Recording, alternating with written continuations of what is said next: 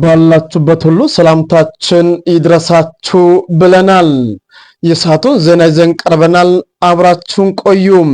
በቅድሚያ አበይት ነጥቦችን በማስቀደም እንጀምራለን።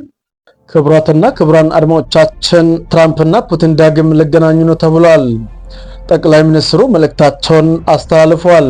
የሟቾቹ ስርዓተ ቀብር ተፈጽሟል። መልካም ቆይታ ይሁንላችሁ።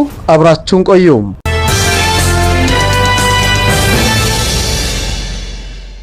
በምንጃር ሸንኮራ ወረዳ በደረሰው አደጋ ህይወታቸው ያለፈ ሰዎች ስርዓተ ቀብር ተፈጸመ።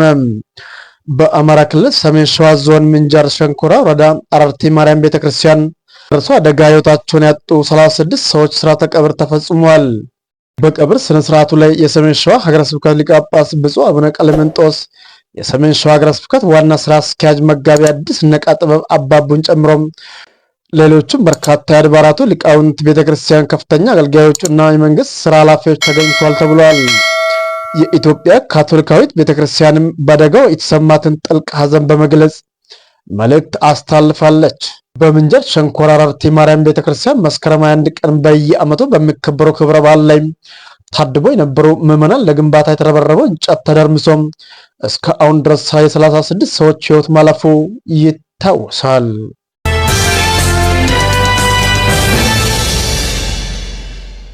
እንኳን ለኢሬቻ መልካ በሰላም አደረሳችሁ። ጠቅላይ ሚኒስትር አብይ ኢሬቻ የኦሮሞ ምስጋና ስርዓት ነው። ኦሮሞ የሰው ዘር አፍርቶ የሚበዛው የተዘራው ሞቶ በመነሳት ፍሬ የሚያፈራው በፈጣሪ ድጋፍና እርዳታ ነው ብሎ ያምናል። ለዚህ ነው ኢሬቻ ሲደርስ ኦሮሞ ልበ ንጹህ የሆነውን ታላቅ ፈጣሪ ላደረገለት ሁሉ በመመስገን ለሚመጣው ጊዜ ደግሞ ምህረትን በመለመን ውዳሴ ያቀርባል። በጥንት የኦሮሞ ፍልስፍና ውስጥ ኦሮሞ ለውሃ ትልቅ ስፍራ አለው። ውሃ የንጽህና ምንጭ፣ የፍጥረትና የህይወት መሰረት ነው ብሎ ያምናል።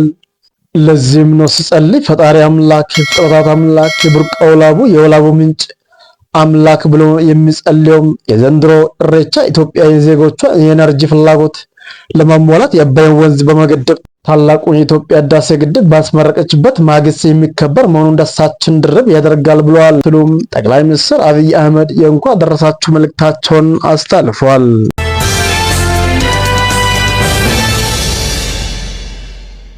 ዶናልድ ትራምፕ ያቀረብኩት ስምምነት ካልተቀበለም የጀሃነም ደጆች ለሐማስ ይከፈታሉ አሉ። ትራምፕ አሜሪካ ለጋዛ ባወጣችው 20 ነጥብ ዕቅድ ላይ ሐማስ ተስማምቶ ስምምነት ላይ እንዲደርስ እስከ እሁድ ብቻ ሰጥቻለሁ ብለዋል። ሮይተርስ እንደዘገበው ከሆነ ትራምፕ በትዊተር ገጻቸው ባሰፈሩት ጽሑፍ ሐማስ እስከ እሁድ ምሽት 6 ሰዓት በዋሽንግተን ሰዓት ድረስ ብቻ ምላሽ እንዲሰጥ ቀነ ገደብ አስቀምጧል ተብሏል። ይህ የመጨረሻ እድል ስምምነት ላይ ካልተደረሰ ምንም አይቶት የማያውቅ ሁሉን አቀፍ ሲኦል በሐማስ ላይ ይከፈታል ብለዋል።